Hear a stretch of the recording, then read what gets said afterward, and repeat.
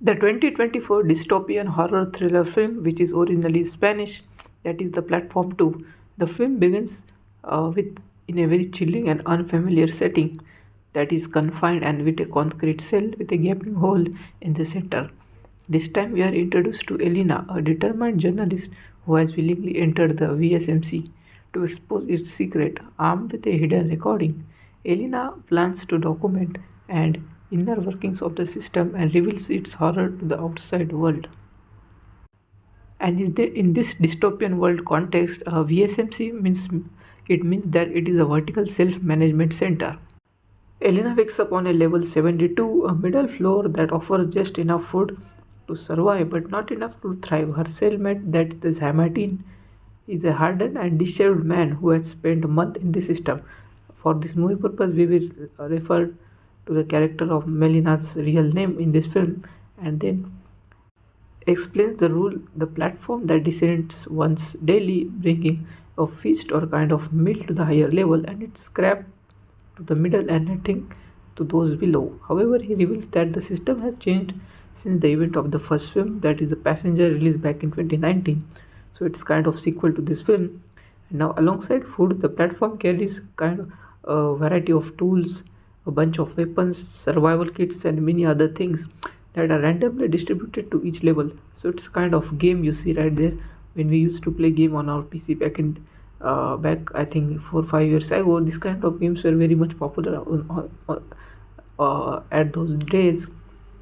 So Zamitin warns Selena of the danger that is lurking in the VSMC, and alliances are rare. Betrayal is very common among them, and the tools provided by the platform often spark violent clashes between them, leading to a very kind of distress fight between among the all kind of people that are present on the platform levels. And he recounts his level of on the he recounts his time on level 250, where he resorted to unthinkable action to survive, but his paranoia makes him very distrustful of that is Melina. But her sharp instinct and composed demeanor earn her begrudging respect right there. But after several days surviving on the level 72 of the platform halts unexpectedly, and a group from below storms their floor in search of supplies, because there is a shortage of supply on their uh, kind of on their platform room. So they storm into the our protagonist floor. So Zamitin insists they fight, but Melina manages to defuse the situation by negotiating with the attackers. But among them is the Marcos, and Marcos is a former engineer right there who recognizes Melina's intelligence and recruits her for a larger mission. And then later Marcos reveals that VSMC is not just a prison, and but it's an elaborate social kind of experiment, and he has studied the platform's mechanics and believes that there's a way to descend to the bottom floor, and it's very hard to get to the bottom floor right here. That's why he's saying that he has found a way to descend to the bottom floor, and where the true purpose of the system lies. So it is actually where we need to find what's actually behind all this thing that is happening right now regarding the platform thing. And reluctantly, Zamitin agrees to join them, though his paranoia grows as their group expands more and more. As the platform descends, the group faces increasingly dire conditions. The condition becomes even worse. The floors below 100 are marked by starvation and kind of violence. They encounter Sophia, a young girl who has miraculously survived alone for weeks. So she's kind of survived alone for more than 1 week. So she is very weak and tired right here. Her presence sparks tension. Is she an innocent victim or part of experience or experiment that is present in this platform series? Melina insists on protecting Sophia, but seeing her as a symbol of hope, maybe they can help her. But each floor presents a new moral challenge. On one level, they meet prisoners who offer to share them their food but demand weapons in return. So, kind of a what you can say, a barter system, because they both need certain things and they can exchange via having to meet their full needs. On another way, they witness a group that is hoarding supplies and using violence to maintain control, and the group debates whether to intervene or stay focused on their mission. But Milna's compassion, her commitment, that clashes with the Zametin's survival mindset, creating a rift between both of them and creating a kind of sparking tension between them. Lead and then they descend further. The group discovers the disturbing clues about the system's origin of the platforms that is present where they are present, and scrawled messages on wall and fragments of journals hint at failed revolts, and that suggests that the experiment has not been running for not only a short period of time, but I think it is running for more than decades, or I don't know if even more than decades, but it is running for a very long time. And as they dig deeper into that, the more desperate the prisoners become, and they mirroring the society's darker tendency, where the resources are very very scarce, and when resources are very very scarce, there is a fight among individuals, and the one who is the fittest will survive according to Darwin theory. That I read in class, I think grade 9th or 10th, about the Darwin theory, and I still remember and linked it to here because resources are scarce, so it perfectly fit the narrative. On level 200, the platform halts again, and this time they are ambushed by a gang of prisoners who demand their tools and supplier. And Zametin's paranoia boils over, and he accuses Marcos of leading him into a trap. But a violent confrontation ensues, and that results in Marcos saving the group but suffering a very kind of critical injury or damage. Then Melina takes charge, tending to Marcos while trying to keep the group together. Her leadership draws the admiration of Sophia, who begins to see her as a kind of protector, a leader, a guardian, which we can help them at a difficult point of time. But Zametin, however, grows more unstable, believing that their mission is doomed and it is of no use right now. And after a very grueling descent, the platform reaches the lowest level, that is number 333, that is 333. Here the group discovers the very horrifying truth, and at that bottom lies a control room.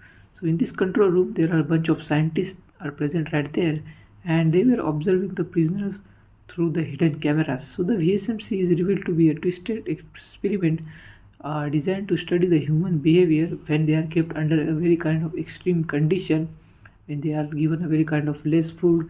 And so it's kind of experiment that were carried back in the World War II region, I think in the Nazis camps, and so if I remember it correctly.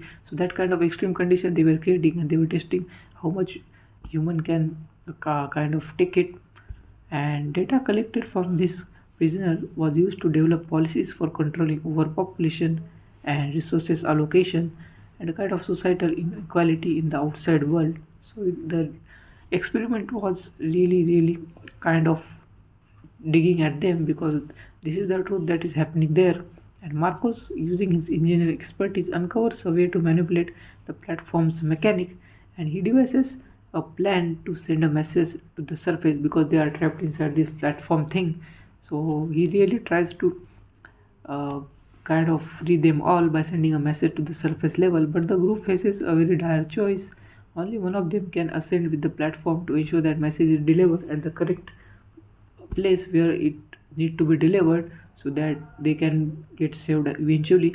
But the tension explodes as Zametin's paranoia drives him to attack the group in a tragic turn.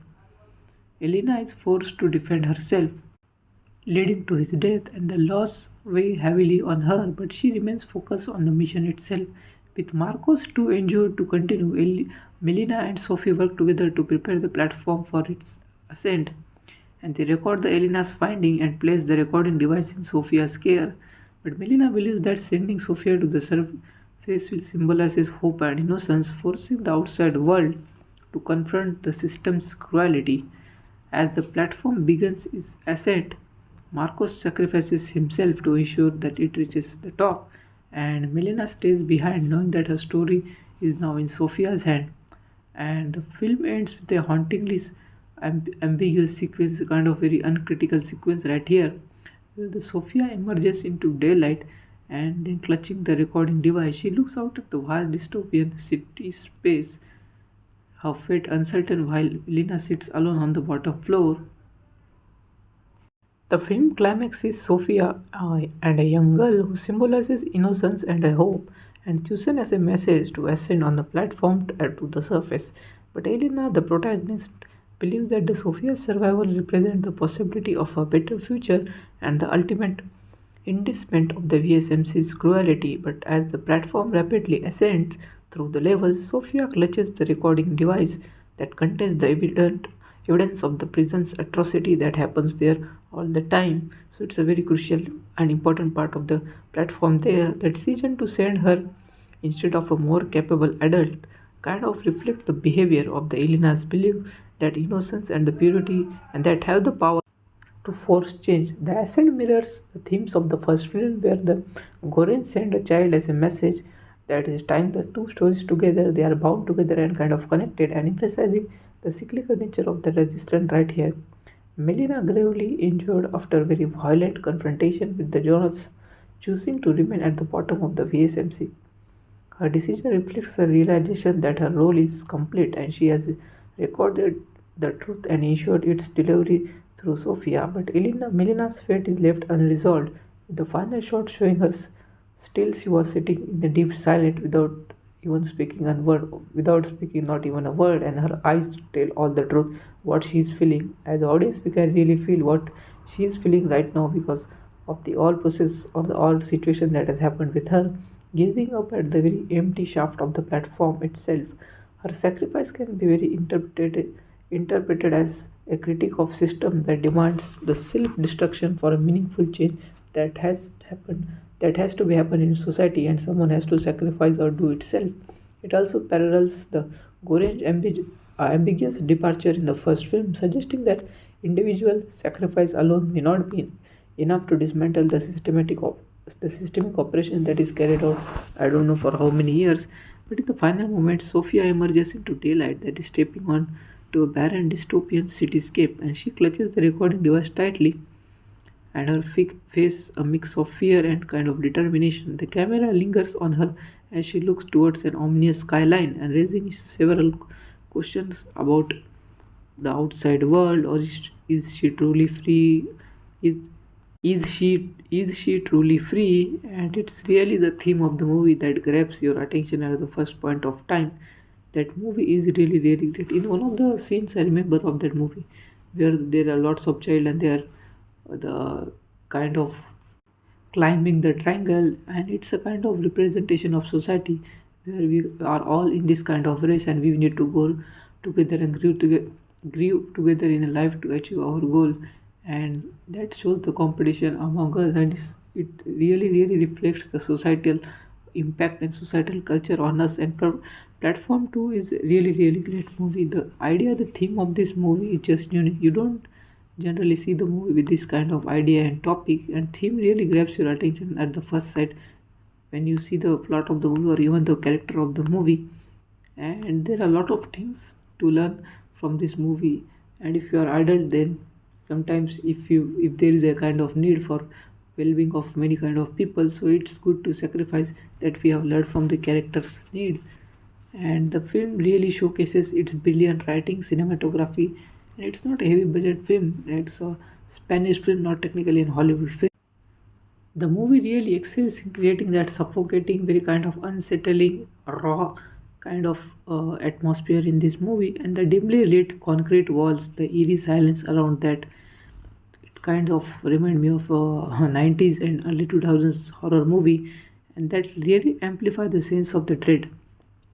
The cinematography of the movie, and along with it the haunting score, and immerse viewers into this film's brick world that is the world of the platform. And it really raises a thought-provoking questions about what human nature is and kind of systemic inequality that we see around the world that is present from I don't know how many years from that. I think from very very much time earlier, and it is just going on. And this character's moral choices just reflect the broader societal issues such as the struggle between the self-interest and the collective good. And the film really expands on the original's idea, and while it delivering intense and character-driven drama, but it stumbles in spacing and originality, but its strong performance and thematic depth, the emotional depth, make it a worthy addition to this series. And I really like the movie. It just excels in tension and philosophy. but it could have taken more risk to set itself apart from its predecessor, maybe performing better than the platform one. But as you know, sequels more or less 70 or 80% time, as I observed, they are not even close to first part. And similar goes with platform 2, but it's kind of, you can say, average. So it's a really one time watchable. Thank you for watching. Subscribe for more.